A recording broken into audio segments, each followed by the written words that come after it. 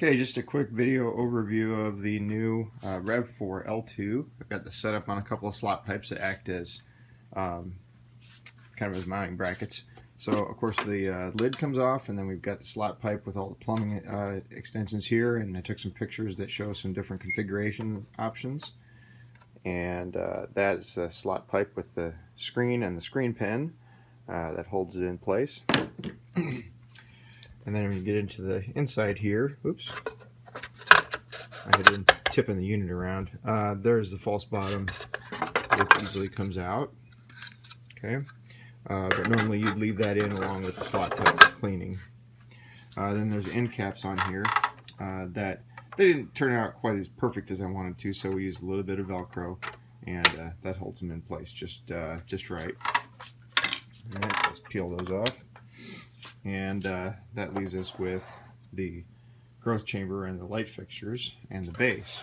Now I added, oops, spilled over here. I added a access hole in the bottom here. You push your finger through to start to loosen up the base with one hand, or the growth chamber. With one hand, you just grab it on the corner, lift it out, and there we go. So it seals into the base with O-rings. You can see the access hole there. And then when you get it back in place, just give it a shove. There you go. And it's really simple, even with the slot pipe in here. Let's go ahead and set that baby in there. Okay. Just grab a finger and use this as a leverage point, just to push up, grab onto it, lift it out. So now you can take your, obviously I have slot pipe reversed there. You can take the growth chamber with the screen full of algae, false bottom and all, plumbing and all, actually just undo that union, and take it over to the sink to clean it all out, put it back together, set it in place, push down. You can push down right on the slot pipe because that rides here and here. And then take your, let's spin this around to the right spot. Okay.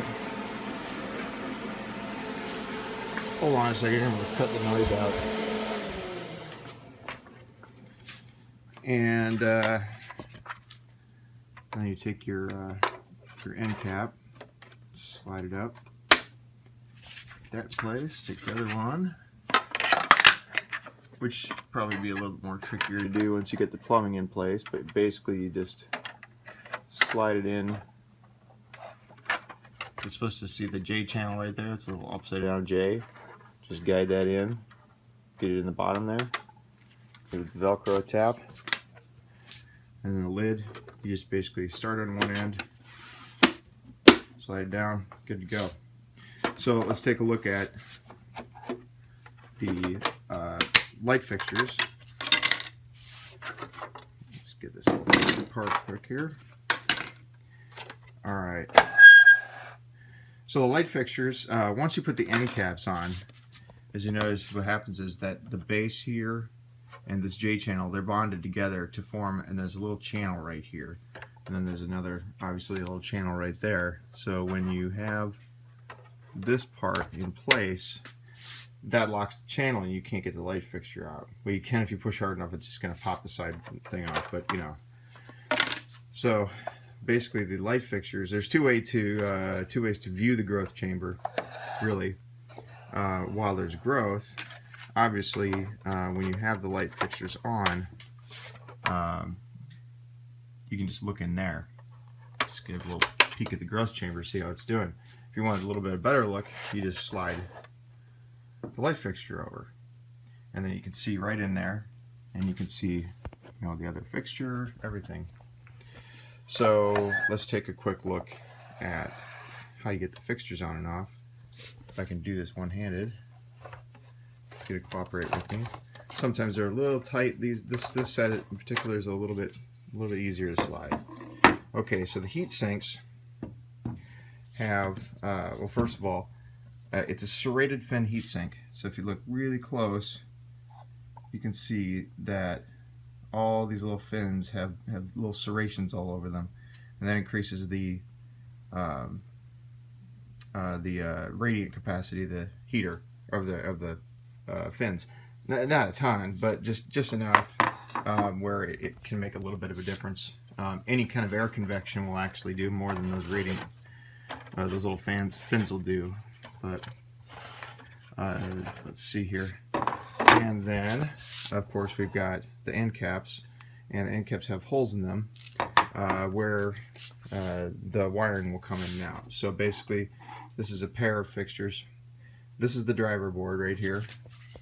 Okay, so it's got 3 channels, and they can be used in any order, but I use 2 for 1 and 3 for red and 2 for blue. And so what I do is I tie this blue channel, or violet, I'm sorry, not blue, those two and those two together. I cross link them so it goes into one, out to the other, and then back over the driver board. Then the other red channels come in here, and the other one goes out over here. So you have 3 dimming channels, 1, 2, 3 on these onboard potentiometers or surface mounted device SMD pots, and then there's another one that controls them overall. So I set the 2 reds to 100% and the blue to 50%, or the violet to 50%, and then the potentiometer dims them all in unison. So if you turn the potentiometer to 50%, the reds go at 50%, and then the violets are at 50% of that, so it's 25%. Basically, that's just kind of the quick overview. I don't have a fixture wired up right now, but that will be in my next video to show you exactly how those work. So we put them back on, and generally once you put these on, you won't ever need to take them off. There's really no need to take the fixtures off. This is the way I designed it, so that you don't have to mess with it. Once the fixtures are on, you just leave them on. You just leave the whole body of the unit in place.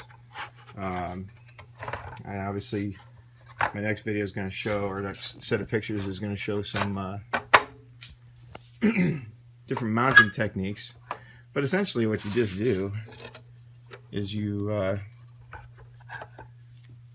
mount 2 bars across the middle. You can drill holes in the base here, which has, let me grab another base.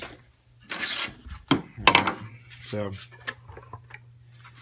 you can, the base has a ribbed bottom on it so that it's supportive, but it also is flat, okay? And these little channels here basically serve to guide the wiring that comes out of the bottom of the fixtures, and you can drill this. Okay, you can drill holes anywhere in this that you want, preferably offset from the ribbing or in the void areas. And then you can use zip ties and wrap around anything you want. You can use egg crate and just cut out holes for the drains, and then use a piece of PVC pipe to span across. Or you can get creative. You can cut a piece of acrylic with the holes in there, and just make it set right on there. And of course, then drill holes and add zip ties. This can be mounted permanently in place unless you have an absolute need to remove it. It's really unnecessary because the way the growth chamber lifts in and out. So, and another thing to note here is that here's the emergency drain side. So it's got a little barrier in there, right? So all the growth and everything stays here, and as the water starts to build up, and if you let it grow too long, it's going to spill over that barrier. Okay, obviously it's difficult to lift the growth chamber out with that side because you have no leverage point. So that's why you wanted to get the growth chamber going by lifting it out that side. And the O-rings are lubricated with silicone grease, which comes with the unit. So that's kind of my diarrhea of the mouth overview of the L2.